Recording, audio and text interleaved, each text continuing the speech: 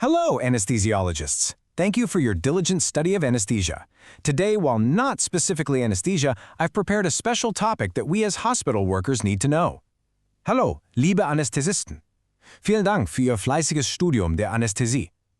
Heute habe ich zwar kein direktes Thema zur Anästhesie vorbereitet, aber ich habe ein spezielles Thema für uns als Krankenhausmitarbeiter vorbereitet, über das wir Bescheid wissen sollten. As clinicians on the front lines, we are the guardians of our patients, especially when they're at their most vulnerable. And we operate in a world that is becoming more and more dependent on connected technology. I mean, think about it. From our patient monitors and infusion pumps to the electronic health records that hold every crucial detail. But what happens when that very technology, the stuff designed to help us save lives, is turned into a weapon against us? This quote, this really gets to the very heart of what we're talking about today. You know, for a long time, cybersecurity felt like some abstract problem for the IT department down in the basement, but that's just not true anymore. It's a critical, and I mean critical, patient safety issue. It's happening right there at the bedside, it's happening in our operating rooms, and it's happening in the ICU. The decisions that get made in server rooms now have direct physical consequences for the people under our care. And today, we're going to dive deep into a massive cyber attack that made this connection terrifyingly, undeniably clear. So how did we get here? And maybe more importantly, where do we go from here? Well, here's our roadmap. We're going to start by dissecting the anatomy of this digital disaster, the Change Healthcare attack. Then, we'll zoom out and explore why our hospitals, our workplaces, have become the perfect target for criminals. From there, we'll uncover the truly devastating ripple effect this has on patients. And finally, we're going to shift from the problem to the solution. What does it take to build a digital fortress? And what does the national response to this crisis actually look like? Okay, let's get right into it with our case study.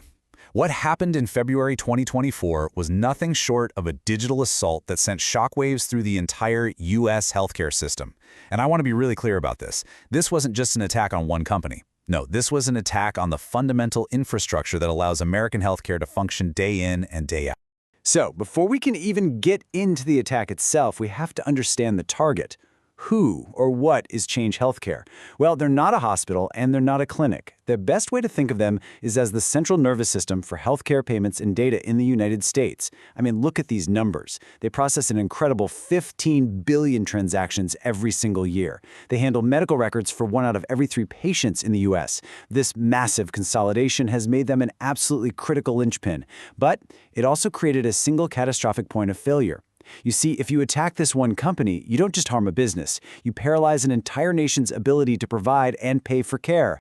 Now, what's really fascinating and frankly scary about this timeline is how quickly a simple mistake spiraled into a national crisis. The whole thing started in February with a shockingly simple breach. Hackers got in using stolen credentials on a server that didn't have basic multi-factor authentication. I'm talking about the simple code you get on your phone to log in. It was that basic. From that one tiny crack, the ransomware group known as AlphV, or sometimes Black Cat, brought the entire network to its knees.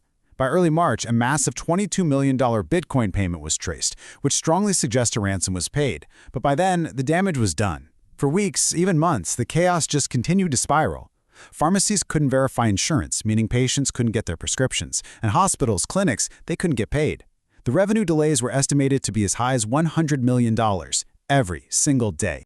And the group behind this, Alpha Black Cat, they aren't just some loose group of hackers in a basement. They operate on a sophisticated and honestly a disturbingly corporate model called Ransomware as a Service, or RAS. Think of it like a criminal franchise. There's a core group that develops these incredibly powerful ransomware tools, and then they lease that software out to other criminal groups who are called affiliates. These affiliates carry out the attacks, and then they share a cut of the profits with the developers. This business model makes these highly destructive cyber weapons accessible to a much wider network of criminals, and that dramatically increases the threat level for everyone, including us.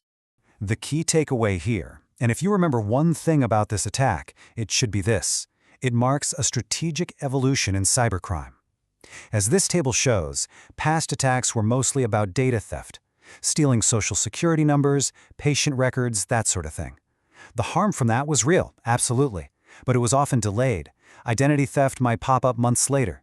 This was different. The goal here wasn't just to steal data. It was to cause operational paralysis, to stop the system from working. The impact was immediate, and the scope wasn't just one hospital. It was a systemic collapse that affected the entire country. This was a true paradigm shift in the threat we're facing. So, That brings us to our next section. The Change Healthcare attack was on a piece of infrastructure, but it's our hospitals and clinics that are on the front lines of this battle every single day. Let's really dig in and explore exactly why healthcare organizations have become such a perfect and tragically vulnerable target for these digital criminals. You see, hospitals are caught in what you could call a perfect storm, created by both technical and operational vulnerabilities. On the technical side, you have the HITECH Act, which pushed for a really rapid and sometimes rushed adoption of electronic health records. A lot of the time, that happened without building a strong security foundation first. Then you've got legacy systems. We all know this. We rely on incredibly expensive medical equipment, monitors, pumps, imaging machines that often run on old, unpatched software that can't be easily updated without a huge cost. And as we saw so clearly with Change Healthcare, market consolidation on just a few big vendors creates those dangerous single points of failure. Now, on the operational side, the vulnerabilities are even more acute. We work in an environment where the pressure to get systems back online is immense because literally lives are on the line. Any downtime directly threatens patients, especially in time-sensitive fields like ours. And the hackers know this. They know that this patient safety imperative makes hospitals more likely to pay a ransom, and that turns us into a very attractive, low-risk, high-reward target. And this slide right here really highlights the underlying economic problem. For years, the healthcare industry has chronically underinvested in cybersecurity. Just look at the comparison. While the financial sector, which, by the way, learned these lessons the hard way a long time ago, allocates somewhere between 12 to 15% of its IT budget to security, healthcare often spends less than 10%. When hospitals are operating on razor-thin margins, cybersecurity can be seen as just another cost center, not what it actually is, a critical, non-negotiable investment in patient safety. Okay, so we've talked about the technology and the budgets, but now we need to turn to the most critical part of this entire discussion, the real-world consequences. This is where those bits and bytes truly meet flesh and blood. What is the tangible impact these attacks have on the patients we've sworn to protect?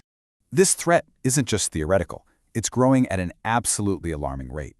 This data, which comes from a really comprehensive study in the JAMA Health Forum, shows that between 2016 and 2021, the annual number of ransomware attacks on U.S. healthcare organizations more than doubled.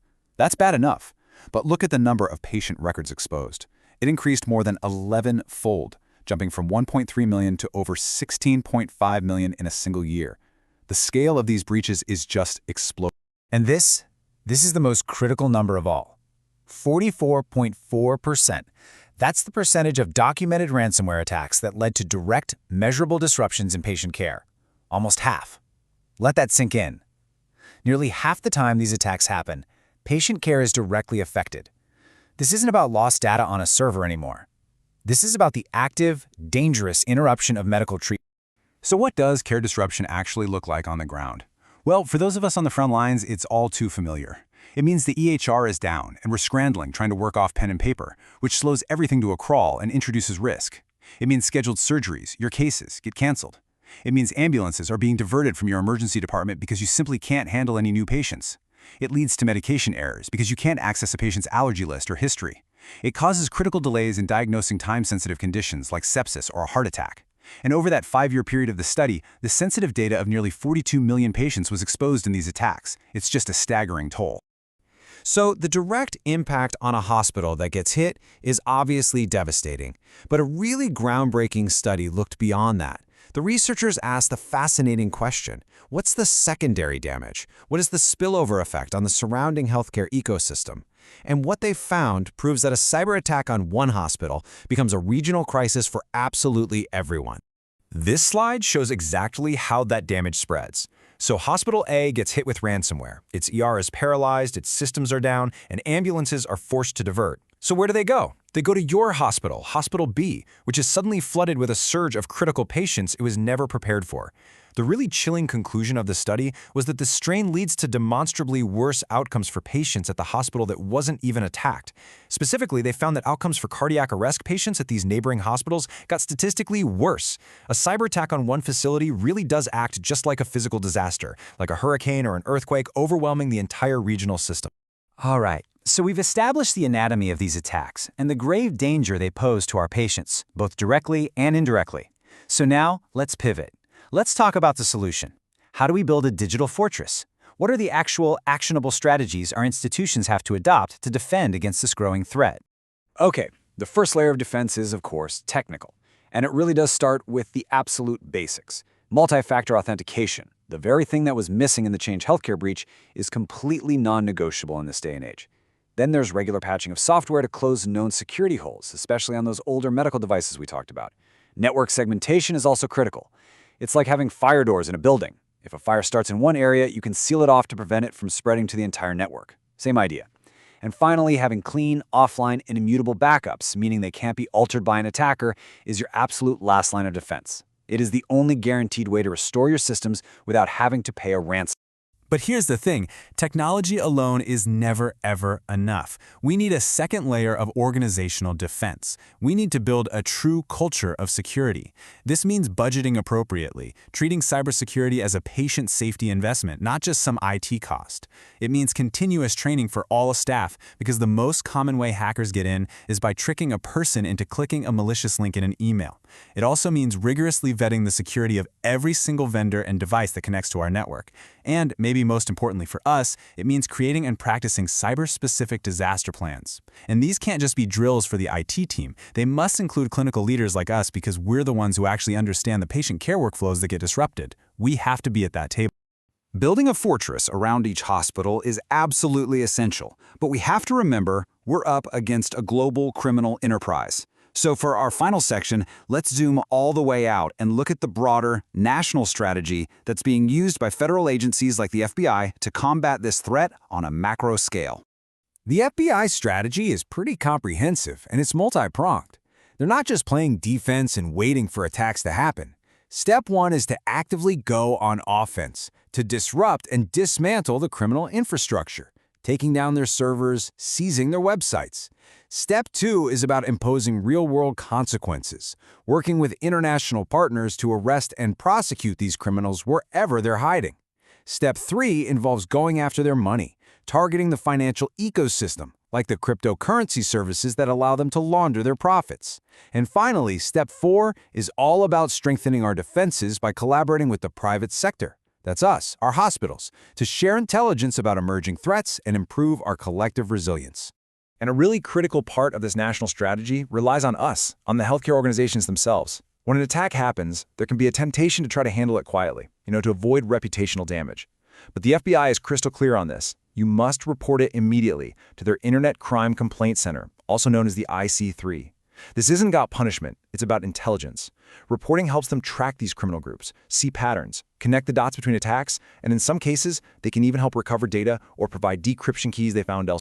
And that brings us to the most difficult question of all in these situations: to pay or not to pay.